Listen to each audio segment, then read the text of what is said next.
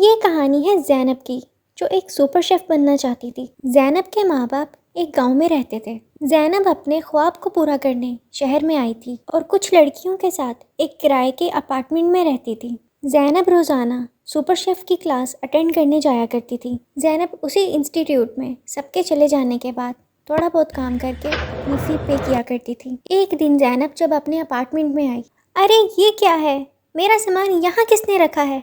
देखो ज़ैनब, तुम्हें अपने लिए किसी और अपार्टमेंट का इंतज़ाम करना पड़ेगा, क्योंकि जब भी तुम यहाँ आती हो तो पूरे अपार्टमेंट में लहसुन और प्याज की स्मेल फैल जाती है। अरे यार, वो तो मेरा काम है। तुम सब जानती हो कि मैं शेफ़ बनने के लिए क्लासेस अटेंड करती हूँ। जो भी है, अब तुम यहाँ पर नहीं रह सकती। हाँ, तुम लोग अच्छा नहीं कर रहे मेरे साथ। मैंने रेंट पे किया है इस अपार्टमेंट का। हाँ हाँ, जानते हैं। ये लो अपने पैसे और फौरन चली जाओ इस अपार्टमेंट से। तुम लोग अच्छा नहीं कर रहे मेरे साथ। देखना, एक दिन तुम्हें हिसाब देना पड़ेगा।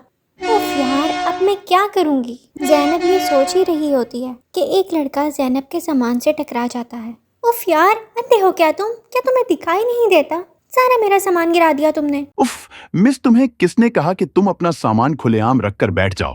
हाँ, देखो जरा, एक तो तुम लड़कियों से बात करने की तमीज सीखो। हाँ, एक तो मेरा सामान गिराया, ऊपर से बदतमीजी कर रहे हो। या खुदाया, अब मैं और बर्दाश्त नहीं कर सकता। तो जाने से पहले मैं तुम्हें इतना बताकर जाऊंगा कि तुम एक निहायत ही बदतमीज लड़की हो। हिम्मत तो देखो जरा इसकी। इतना नहीं कि मेरा सामान ही उठा कर रख देता। ज़ैनब एक स्टेट एजेंट के पास जाती है। देखिए, मुझे अर्जेंटली एक अपार्टमेंट की ज़रूरत है। देखिए मोहतरमा, अभी तो कोई अपार्टमेंट खाली नहीं है।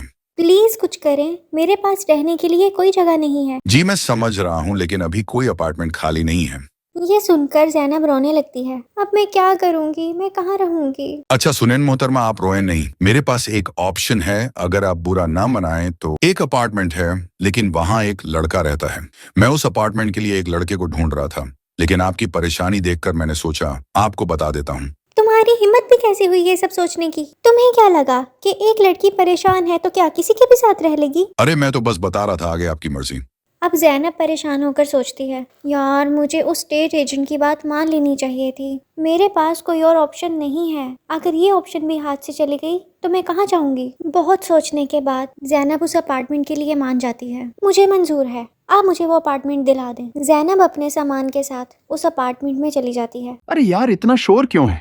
तुम तुम तुम मेरा पीछा करती हुई यहाँ तक आ गई। मैं और तुम्हारा पीछा। मुझे पता होता ना कि तुम यहाँ रहते हो तो मैं यहाँ कभी नहीं आती। और अगर मुझे पता होता ना कि तुम यहाँ आने वाली हो तो मैं इस अपार्टमेंट को आग लगा देता। हमें कोई और अपार्टमेंट चाहिए। हमें नहीं, इस लड़के को चाहिए। ओ मिस, ये लड़का लड़का क्या लगा रखा है? हाँ, किनान नाम है मेरा, किनान। और मैं क्यों जाऊँ? तुम जाओ यहाँ से। मैं तो कब से इस अपार्टमेंट में रह रहा हूँ। तुम्हारे वहाँ रहने से वो फ्लैट तुम्हारा नहीं हो गया है। तुम जाओगे वहाँ से, सिर्फ और सिर्फ तुम जाओगे। मैं कहीं नहीं जाऊंगी, तुम जाओगे वहाँ से। चुप कर जाओ तुम दोनों, इससे पहले कि मैं तुम दोनों को इस अपार्टमेंट से बाहर निकाल दूं। चले जाओ अभी के अभी तुम दोनों मेरे ऑफिस से। अब मैं क्या करूँगी? मैं कहाँ जाऊँगी? देखो, तुम रो नहीं। मेरे ख्याल से हमें आराम से बात करनी चाहिए, क्योंकि ऐसे रोने और चीखने से हमें कोई और अपार्टमेंट तो मिलेगा नहीं। हाँ, तुमने ठीक कहा। तो चलो समझो कि हम अभी मिले हैं। मेरा नाम किनान है और मैं यहाँ डॉक्टर बनने आया हूँ। और तुम? मेरा नाम ज़ैनब है और मैं यहाँ अपना सुपर शेफ बनने का ख्वाब पूरा करने आई हूँ, जो कि मुझे होता हुआ नजर नहीं आ रहा। अरे वाह, तुम शेफ हो, लेकिन शक्ल से तो नहीं लगती। हाँ हाँ, तुम भी कोई शक्ल से डॉक्टर नहीं लगते, एक नंबर के चोर लगते हो तुम। उफ यार, मजाक कर रहा था। अच्छा तो ठीक है, फिर मैं कमरे में सोने जा रही हूँ। Good night. ये क्या बात हुई? तुम क्यों सोगी कमरे में? ये कमरा सिर्फ मेरा है। देखो, आज मेरा इस अपार्टमेंट में पहला दिन है। तुम तो कब से इस कमरे में सो रहे हो, लेकिन आज से इस कमरे में 15 दिन तुम सोया करोगे और 15 दिन मैं सोया करूंगी। और बस अब से यही रूल फॉलो होगा। चलो ठीक है, लेकिन याद रखना 15 दिन बाद वो कमरा मेरा है। इस सोफे पर सोना कितना मुश्किल है। मेरी तो गर्दन ही अक्कर गई है। अब ज़ैनब और किनान एक अपार्टमेंट में रहने लगते हैं और दोनों में अच्छी दोस्ती हो जाती है। एक दिन ज़ैनब बहुत परेशान होती है। क्या हुआ? तुम परेशान लग रही हो। तुम्हें पता है, जहाँ पर मैं क्लासेस लेने जाती थी, उस इंस्टीट्यूट का मालिक हम सब स्टूडेंट्स के पैसे लेकर भाग गया है और सब कह रहे हैं कि वो बाहर के मुल्क चला गया है और उसने वो कंपनी सेल कर दी है। अरे यार, ये तो बहुत बुरा हुआ। अगले दिन ज़ैनब एक केक बनाती है। अरे वाह, लगता है आज कोई अच्छी खबर है।